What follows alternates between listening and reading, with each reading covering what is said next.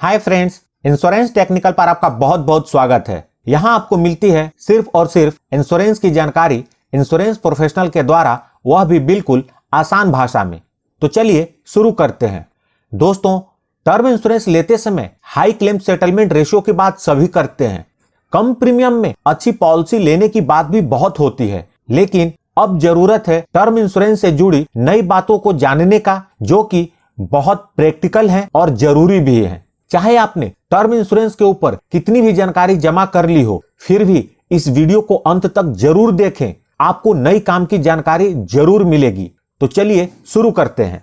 Term insurance की policy खरीदते समय सबसे पहले इस बात का ध्यान रखें कि policy married women property act के तहत ही खरीदें। इसका कोई एक्स्ट्रा प्रीमियम नहीं लगता, यह बिल्कुल फ्री है। इसका कारण समझ लें। पॉलिसी में यदि आपने किसी का नॉमिनी में नाम दिया है तो इसका मतलब है इंश्योरेंस कंपनी क्लेम का भुगतान नॉमिनी को करेगी, लेकिन उस पैसे का मालिक नॉमिनी ही हो जाए ऐसा जरूरी नहीं है। उस पैसे पर दूसरे रिश्तेदार या आपके लेनदार, मतलब जिससे आपने लोन लिया हो, वो भी क्लेम कर सकते हैं। इसी को ध्यान में रखते हुए गवर्नमेंट ने 2015 में मैरिड वुमेन प्रॉपर्टी एक्ट में चेंजेस भी किए थे। कोई भी टर्म इंश्योरेंस इस पर्पज से लेता है ताकि उसके पीछे उसके परिवार को आर्थिक सहायता मिल सके, लेकिन पॉलिसी लेने के बाद भी ऐसा ना हो तो ये तो गलत बात है। आप इस रिस्क को बिना किसी एक्स्ट्रा कॉस्ट के खत्म कर सकते हैं। सिर्फ आपको इतना करना है कि पॉलिसी लेते समय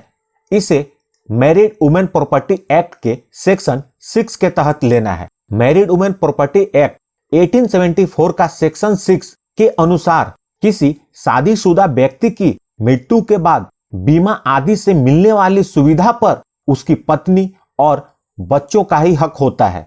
यदि आप बिजनेस में हैं तो आपको इसके बिना पॉलिसी बिल्कुल नहीं लेनी चाहिए, क्योंकि आप कभी भी अपने बिजनेस को बढ़ाने के लिए लोन ले सकते हैं और बिजनेस ऊपर नीचे हो सकता है, और इस दौरान आपको कुछ हो गया तो आपके इंश्योरेंस के पैसे पर आपके लोन देने वाले का कब्जा हो सकता है।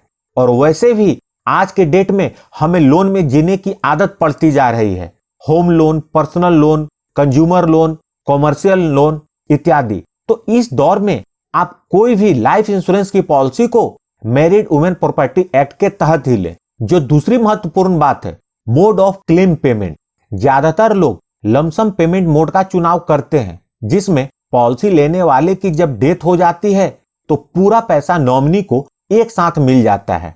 इससे रिलेटेड जो बता रहा हूं, इसे जरा ध्यान से समझिए। इसका चुनाव आप अपने जीवन साथी की आर्थिक समझ के अनुसार करें। यदि वो पैसे से डील करने में सक्षम हैं तो ही आप इस मोड का चुनाव कीजिए, वरना हो सकता है उन्हें जब पैसा मिले तो उस समय कोई उन्हें बेवकूफ बनाकर पैसा ले जाए, कोई डरा करके पैसा ले जाए, समझ ना होने की वजह से पैसा गलत जगह पर खर्च हो जाए। सारे घर परिवार के लोगों को जब पैसे की जरूरत पड़ेगी तो वो पैसे मांगने आएंगे, कोई बिजनेस स्टार्ट करने के लिए तो कोई शादी के लिए। और हम इंसान ज्यादातर डिसीजन इमोशन पर ही लेते हैं, खास करके महिलाएं। यदि आपकी जीवन साथी एक बड़ी धनराशि को संभालने में सक्षम नहीं है तो आप रेगुलर इनकम मोड का या पार्ट लमसम और पार्ट रेगुलर मोड का चुनाव करें, क्योंकि 1-2 साल में जिम्मेदारी और वक्त सब कुछ सिखा देता है। जो तीसरी महत्वपूर्ण बात है, अलग अलग रेशियो। ज्यादातर लोग सिर्फ क्लेम सेटलमेंट रेशियो देखते हैं। हमें क्लेम सेटलमेंट रेशियो के साथ साथ amount settlement ratio, claim rejection ratio और सॉल्वेंसी मार्जिन भी देखनी चाहिए। हमें क्लेम सेटलमेंट रेशियो देखना चाहिए, और जिस कंपनी का क्लेम सेटलमेंट रेशियो 95% से ऊपर हो वही कंपनी सिलेक्ट करनी चाहिए। लेकिन क्लेम सेटलमेंट रेशियो सिर्फ यह बताता है कि इंश्योरेंस कंपनी ने टोटल आए क्लेम में से कितने परसेंट क्लेम को सेटल किया। जो क्लेम बच गए उसका क्या हुआ, वो रिजेक्ट हो गए या पेंडिंग है, इसका पता नहीं चलता। इसे थोड़ा समझिए। 2 कंपनी है, ए और बी, दोनों के पास पूरे साल में 100 क्लेम्स आते हैं।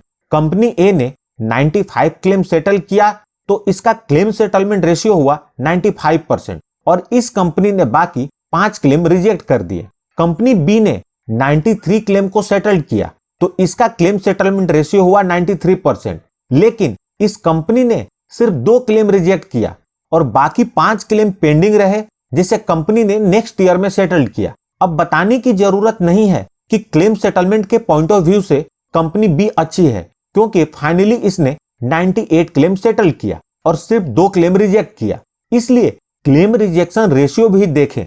यहाँ कंपनी ए का फाइनली क्लेम रिजेक्शन रेशियो 5% है, जबकि कंपनी बी का क्लेम रिजेक्शन रेशियो 2% है। साथ ही साथ अमाउंट सेटलमेंट रेशियो को भी जरूर देखें। इससे यह पता चलता है कि इंश्योरेंस कंपनी के पास आए टोटल वैल्यू के क्लेम में से इंश्योरेंस कंपनी ने कितने % वैल्यू के क्लेम को सेटल किया है। इसे भी आप सिर्फ 1 साल का ना देखें, इसे कम से कम 5 साल का देखें। हर साल में IRDA के लास्ट 5 इयर्स के डेटा को एनालाइज करके वीडियो बनाता हूं, जिसमें सभी रेशियो के आधार पर बेस्ट 5 कंपनियों को डिराइव करके दिखाता हूं। आप उस वीडियो को जरूर देखें। साथ में सॉल्वेंसी मार्जिन को भी देखें।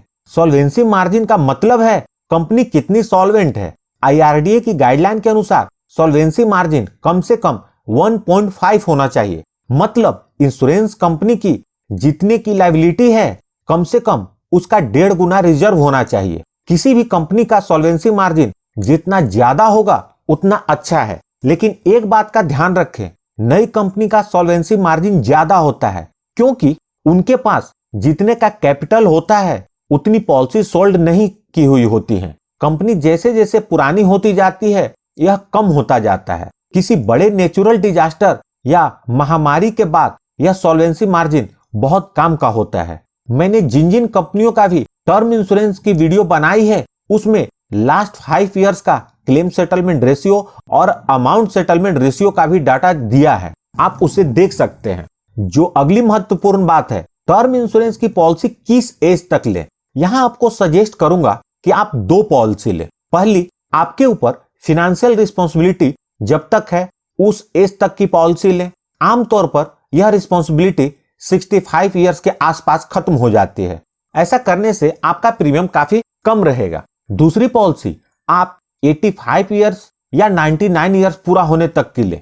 इसका प्रीमियम थोड़ा ज्यादा होगा, लेकिन इसका फायदा यह होगा कि रिटायरमेंट के बाद आप अपनी जिंदगी भर की कमाई और उसके इन्वेस्टमेंट को एंजॉय कर पाएंगे। वरना रिटायरमेंट के बाद भी लोग खुल के जी नहीं पाते। उस एज में भी उन्हें अपने जीवन साथी की या उनके डिपेंडेंट की चिंता उनको लगी रहती है। उस एज में यदि आपके पास टर्म इंश्योरेंस की पॉलिसी होगी तो अपने पीछे अपने जीवन साथी या डिपेंडेंट की चिंता करने की जरूरत नहीं होगी और आप खुल के जी पाएंगे और अपनी जिंदगी भर की कमाई को सच में एंजॉय कर पाएंगे।